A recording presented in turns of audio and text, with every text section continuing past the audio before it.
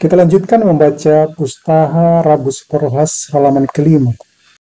Diawali dengan anak di surat I.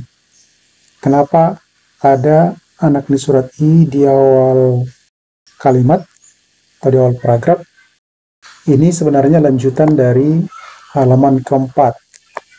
Di sini bagian akhir ini aja.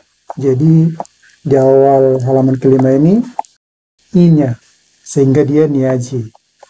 Maka ini adalah berhubungan dengan halaman sebelumnya. Jadi tidak usah kita baca di sini. Jadi kita mulai baca dari na morhatahon di tano tabba. Kemudian di bagian akhir ini hata. Di awal baris kedua ini ada anak di surat O, artinya hato kuan si tonggor paya asa ro di ho si matua na oso datu raja mi aji. Di bagian akhir ini ada tulisan ena. Kemudian di sini morputahon di tano naigulan. Sini diakhiri dengan kata a. Ini diawali dengan sa.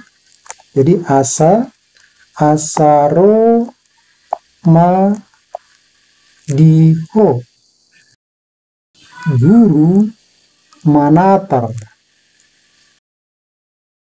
ni aji,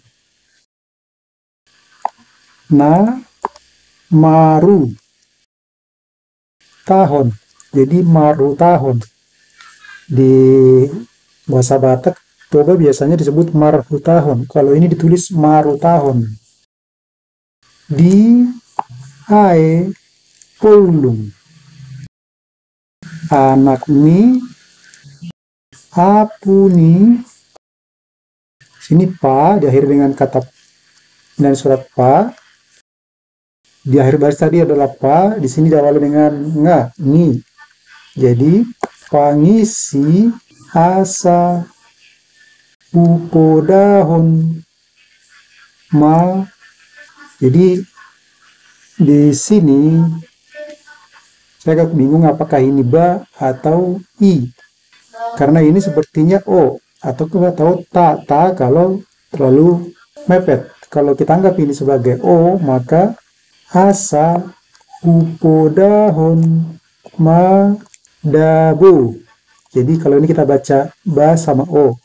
Agia dabu agia, guru bisa ni na morhutahon di nangga raja di ae pulung asa ro musengan di ho ale guru mamotang ni aji ro musengana. Mungkin bilang musengan ya.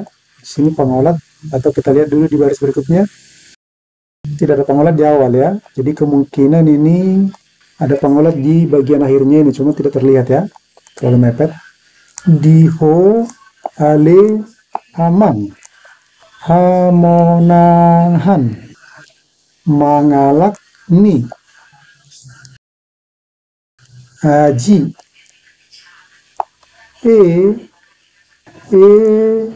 hatani rabu sipor has mai.